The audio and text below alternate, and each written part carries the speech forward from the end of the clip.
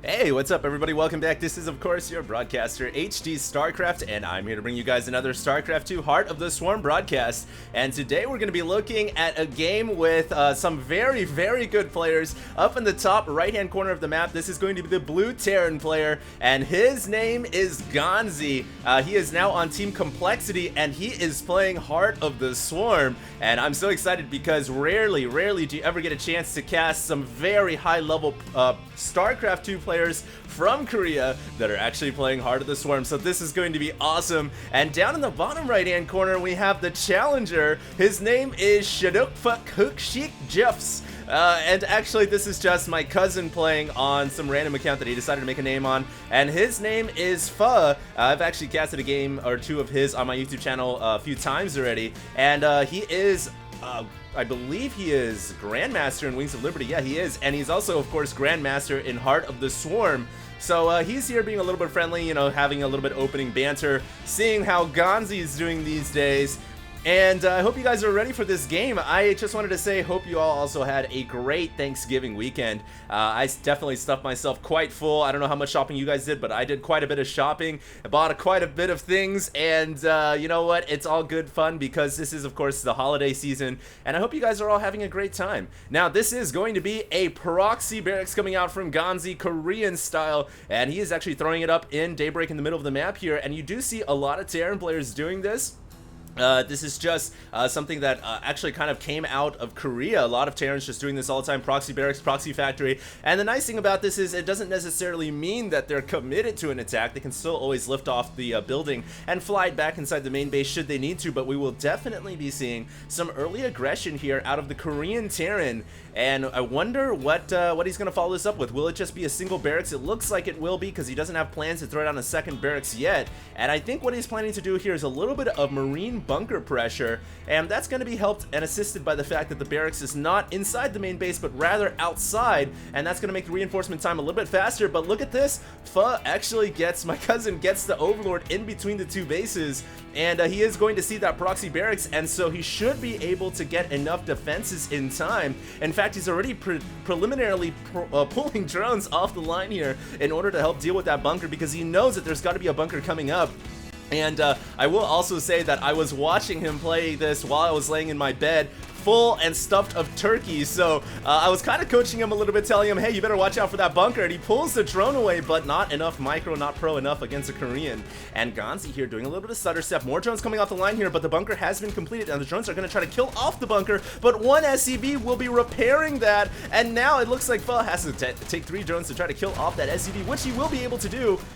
And so the bunker will go down, and he only loses about 2 workers. And of course, he did kill off that 1 offensive SCV as well. So not a bad start for Pho. I mean, it could have been a lot worse, given that Ganzi is, you know, a very good Terran player. You know, has been in coDES several times. He is, you know, one of the godly Terran players in Korea. And, you know, he's playing Heart of the Swarm right now, but that was an attack that not many Zergs can hold off, and Pho did a pretty good job. Now, he is following up with quite a bit of Zerglings, and I think the reason for this is not purposefully. I think he made all these Zerglings because he was trying to defend against the bunker pressure, and now he's actually got a lot of Zerglings on the map that, unless he can do some type of early damage with, it is going to be hard for him to recover. Because remember, as a Zerg, those can be drones, those can be workers, those can be supplying your economy and making you that much better in the mid to late game, because Zerg, their strength is the late game, not the early game. That belongs to Terran and Protoss. And that Zergling right there, courtesy of Blizzard's new death animation, does go down to the bunker. But you know what? It looks like Pho is just going to go ahead and start to work down the destructible debris outside of the natural expansion, as Ganzi is actually going for a macro CC. So this is very much a streamlined build designed to be early and aggressive with the proxy barracks, and then he's going to fall back and throw up a double CC, 1 at the natural and 1 inside the main base. And the hope here is to try to catch the Zerg player off guard. You know, he knows that the Zerg has made all these Zerglings, and right now, if he can just capitalize on that, you know, he can just get all the CCs up, and the Zerg is going to be in a lot of trouble. We're looking at the economy right now, and it does seem like Pho is at 27 drones, so it's not as amazing as you would expect. And Pho is also throwing up a Roach Warren. I will say that My cousin kind of has this weird, ridiculous way of playing StarCraft 2. He is very aggressive. You know, he kind of tries to bring the Korean style out to the foreign lands, and sometimes it works, sometimes it doesn't. He can definitely get in trouble, but I'm looking forward to seeing what's going to happen here. He actually played like 50 games on my computer when I was laying in bed, so I don't actually remember what happened in a lot of these games. So this is going to be pretty much as fresh as can be for a cast. And I'm excited to see how he's going to deal with Ganzi's early base CC. You know, in fact, I didn't even know that Ganzi did go for an early base macro CC because, of course, I was watching in a first-person point of view. We do have another factory coming up here for Ganzi, and it looks like he wants to transition into mech, which is really good. You know, the Widow Mines are obviously the land, sea, air, as we like to call it, because they're effective not only against ground, but also against air, and they're just an overall great unit. They can even detect cloaked units, so, you know, you kind of give them that overall general purpose name, land, sea, and air. And we'll see how Fuzz is going to be able to handle against the mech style. He has said that he has a lot of troubles dealing with mech against Terran. It does seem to be the most problematic matchup right now for Zerg versus Terran in Heart of the Swarm. And I will once again say that, you know, my cousin is Grandmasters and Ganzi is Code S. So this is an extremely high-level matchup, and we'll see what these two Hellions are going to be capable of doing here. They already roasted up a couple of Zerglings in the middle of the map. They're now going to tag the Xel'Naga Tower, and it looks like Ganzi might be thinking about trying to go over into the third hatchery, but, you know, with only one Hellion and Blue Flame upgrade still a minute away, it doesn't look like he will be able to do much damage. But I still think Ganzi is in a fantastic spot. You have to remember that he's got a macro CC at home, and you know, as Terran, usually you want to be at least one base behind the Zerg, but he's got that extra CC. So basically, right now it's like a 3 base versus 3 base. And, you know, Ganzi's SCV count is actually ahead of Fa right now, ahead of my cousin. So we'll see if he can continue to capitalize on that by getting these Blue Flame Hellions inside and trying to do some extra bits of damage. And right now it does look like Fa just trying to make some roaches. That is, of course, the proper response. When you see Hellions, you do need to make roaches. And one thing that I've seen my cousin do quite a bit is against mech in general, he doesn't really like Infestors so much. He feels like they're not the best unit against Terran and Heart of the Swarm when they go mech. He actually kind of likes Roach Hydra with Vipers and trying to make that work. We'll see how effective that will be. He does have a bit of a problem right now, a security breach, if you will, because there are Blue Flame Hellions inside of his third hatchery, and they've already killed up to 11 workers now. They're continuing to add on to that number, piling it on here, now going inside the main base. Oh god. And I think these drones are in a lot of trouble. He's going to try to get the roaches and the queens back here, but the drones are just scrambling left and right, just screaming for help. And now stacking up on the extractor. The Hellions that were at the natural that kind of split away from the main group were taken care of. But these Hellions, my goodness, they killed off 30 drones already. And Fa is actually in a lot of trouble right now because you can see he's only got 38 workers.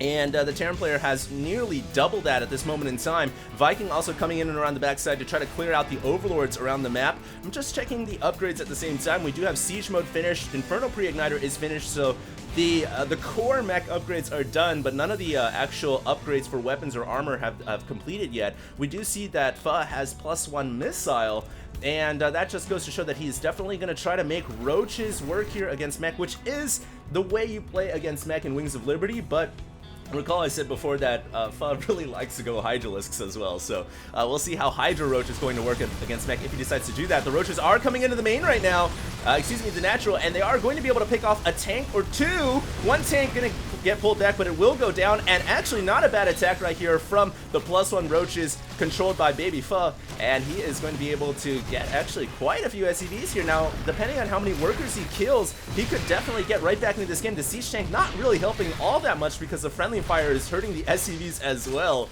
And these roaches, if Fa is paying attention, he can actually focus fire the weakened SCVs down. It looks like now he realizes that there are still some weakened, pitiful SCVs waiting to go to their grave here, but he was only able to get 14 or so of those killed. So definitely looks like Ganzi still holds the edge, but that last attack from Fa, the Zerg player, it was definitely something that he needed to do. If he hadn't went in there and tried to do some type of damage, he would just be so far behind right now. And thankfully, if you guys are looking for a close game here, it does look like Fa miraculously was able to get in there and get a couple of SCV kills, but Ganzi is just sitting so strong on 3 bases. He's adding on another CC back at home. He's adding on 2 more factories, and he is just going mech bazonkers right now. He's got +2, +2, or +1 finished already as well. So his upgrades looking strong, as you would expect from a player of Ganzi's caliber. One rando roach here trying to control the enemy Xel'Naga tower, but is instantly obliterated by the firepower that Ganzi holds on the field.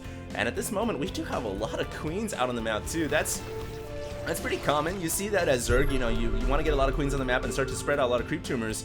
But I don't see any Hydras yet being made for Ba. He's actually added on a Hydralisk Den, and he hasn't made any yet. So he's just waiting for the upgrades to come, I think, before he starts to incorporate the Hydralisks into his army.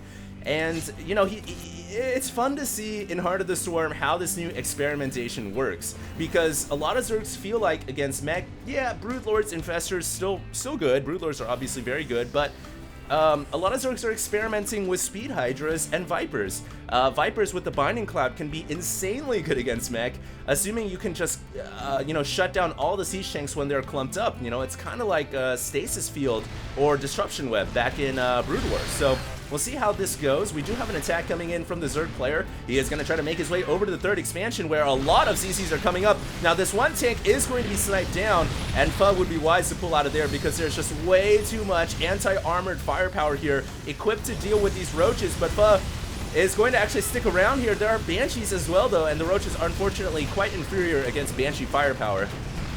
And Pha losing quite a bit of units on the way out as Ganzi continues to capitalize on his lead. He's at 158 supply over 137.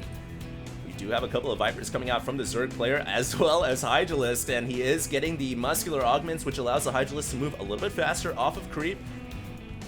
Now, I think the changing factor, the X factor in this matchup is going to be the Vipers and how the Zerg player controls them against the Terran mech army. That one Banshee is still continuing to prevent the Zerg from getting that crucial 5th hatchery at the top left-hand corner, whereas Ganzi is already on 5 bases as well. And more queens being pulled over here to deal with that Banshee so that the Zerg can get the drone over there and, you know, place down the hatchery.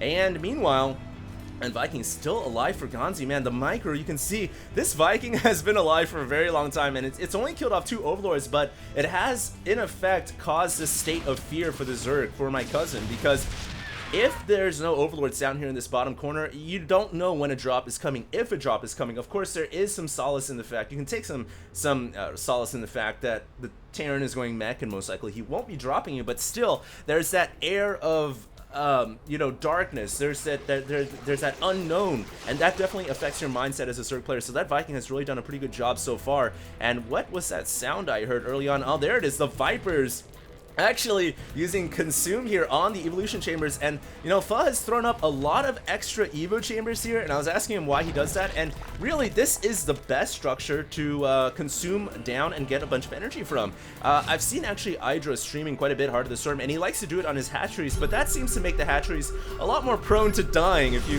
get my drift. So I do like what Pha is doing here with the Evolution Chambers, but will he be able to take out this army? This is a massive Terran ball here. This is going to come down a lot to Binding Cloud, and whether or not maybe Pha is going to be able to get the Binding Clouds down in time. He's bringing the Vipers in right now, not choosing to use Abduct, and great Binding Cloud shutting down all the Siege Tanks, and now the Roaches and Hydras can do what they do best, which is fight without dying against the obliterative firepower of the Siege Tanks, but now the Binding Clouds are wearing down.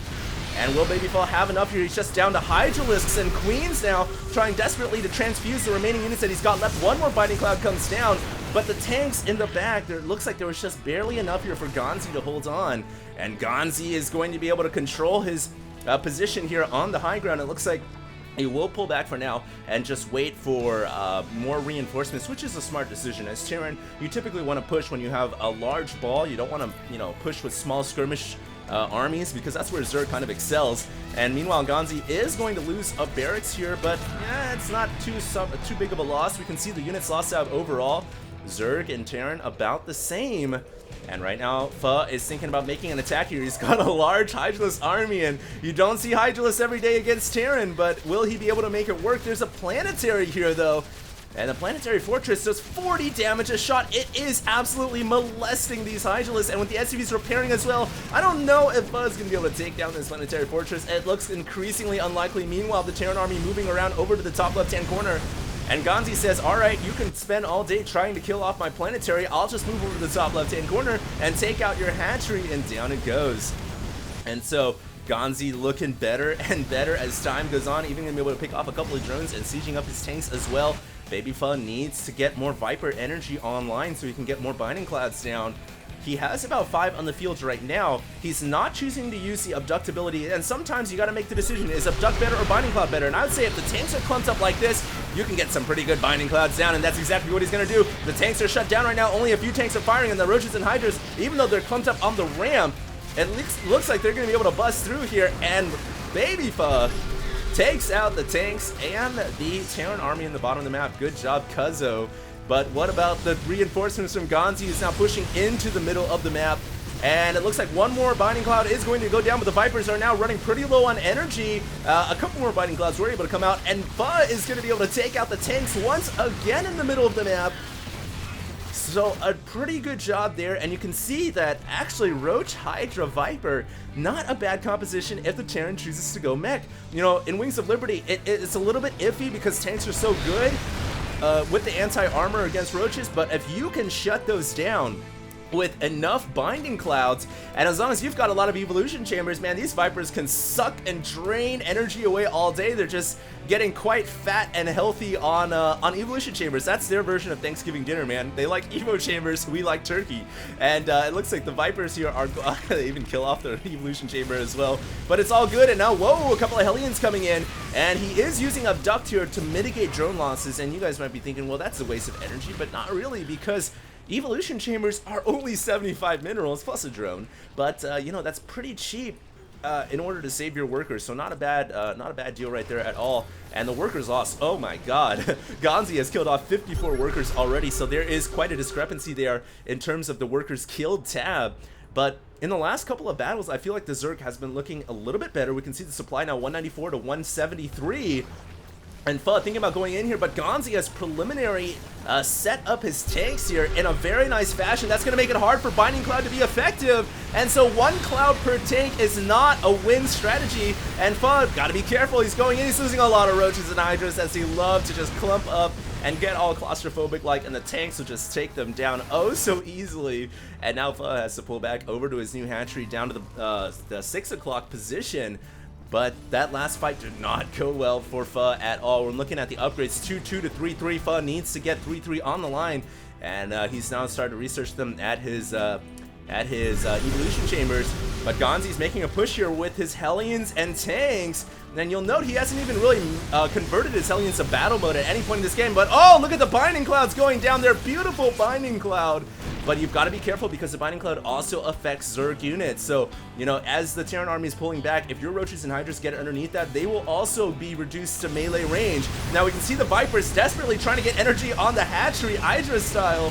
And will Pho be able to have enough energy to drop Binding Clouds down? No, he will not be able to. Has to GG. And that was a great game with Ganzi and my cousin Pho. Ganzi, of course, you'd expect him to win. He is, of course, a coDES player and extremely talented at that. And we just saw an extremely high-level Terran versus Zerg right there with, I guess, the Zerg almost trying to make a comeback and almost making it work there. But Ganzi just proving to be too formidable of an opponent for my cousin. And I hope you guys enjoyed this cast. If you did, make sure to check me out on his YouTube, Facebook, and Twitter at HD StarCraft. I've actually got a couple more replays of my cousin playing. He played like a 50-game marathon, and I asked him to select the best replays and send them to me. Of course, I was sitting behind him the whole time. So I'm going to be casting a couple of my cousin's games here. He is Grandmaster, extremely good, and I'm looking forward to seeing how he does against more of the latter. And we'll see if he can meet up with any more Korean opponents. Hope you guys enjoyed the cast, and I'll be coming at you guys with another one. And this is, of course, HD, and I am signing out.